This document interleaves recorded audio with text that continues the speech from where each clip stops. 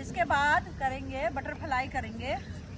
हाथों को लाएंगे अंदर इस तरह से, पंज पकड़ेंगे इस तरह से, सांस भरेंगे, रीढ़ गर्दन सीधी करेंगे, घुटनों से पेड़ों को दबाएंगे, पेट को सांस भर के रोक के रखेंगे, होल्ड करके रखेंगे इस तरह से।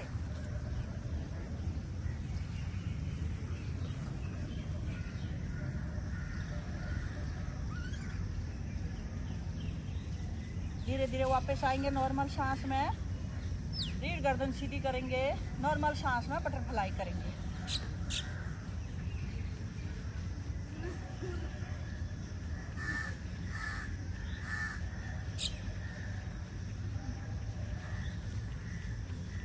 बहुत लाभदायक आसन है बटरफ्लाई।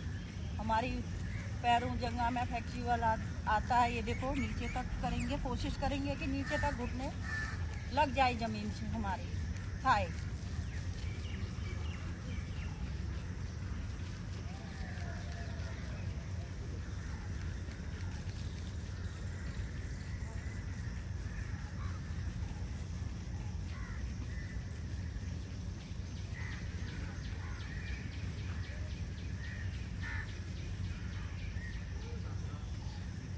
वापस आएंगे, अब हाथों को पीछे ले जाएंगे, इस तरह से करेंगे आगे पीछे। कोशिश करेंगे जिससे हो सकता है वो करें, ना करें जबरदस्ती ना करें। इस तरह से आगे आएंगे, एड़ी में इस तरह से बैठने की प्रयास करेंगे जैसे बाबा गोरखनाथ ने 12 वर्ष तक तपस्या करी थी, और इसी में हम ऐसा कर सकते हैं। ये देखो गरुड़ आसन, टेढ़ा मेढ़ा शरीर सही हो जाता है गरुड़ आसन करने से। बहुत ही लाभदायक आसन है इस तरह से। और इसमें ये भी कर सकते हैं, हाथों को पीछे ले जाने के लिए प्रयास कर सकते हैं, हाथ पहुंचाने के लिए। ये देखो इस तरह से करते हैं तो ये हमारे हार्ट वालों के लिए बहुत ही लाभदायक आसन है। वापस आएंगे, वापस आएंगे, एक गहरी लंबी सांस भरेंगे, पैरों को सीधा करेंगे, हिला डुला लेंगे पैरों को, घुटने को मोड़ेंगे, इस तरह से आगे आएंगे, आगे आए चलो, सांस भरेंगे, इस तरह से पीछे को आएंगे। देखो ये हमारे थायराइड, सर्वाइकल, हार्ट के लिए बहुत ही लाभदायक आसन है। रोजाना करें, हार्ट वाले करें, सर्वाइकल वाले, थायराइड वाले, रोजाना करके ही फायदा होगा। ये देखो होल्ड करके रखना है। वापस आएंगे, क्षमता अनुसार रुके, ये नहीं कि जबरदस्ती करें, धीरे धीरे प्रयास करेंगे और लाभ मिलेगा।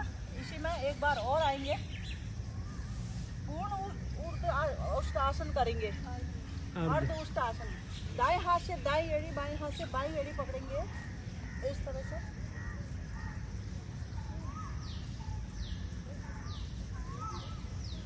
पूर्ण अर्धोष्टासन।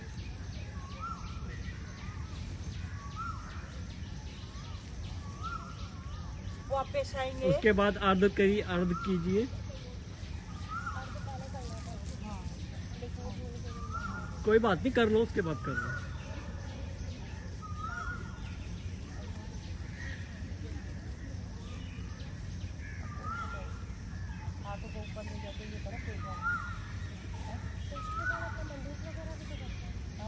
वज्रासन में बैठेंगे इस तरह से, वज्रासन में आएंगे, हाथों को इस तरह से लाएंगे, पेट कम करने वाला, इस तरह से आएंगे,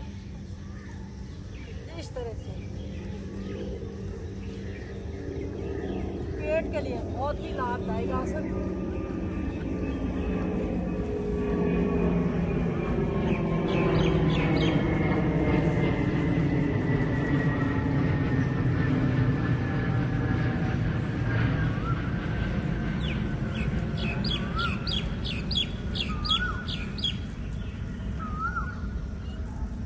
के लिए वापस आएंगे, नॉर्मल सांस में आएंगे, एक गहरी लंबी सांस करेंगे, वापस आएंगे।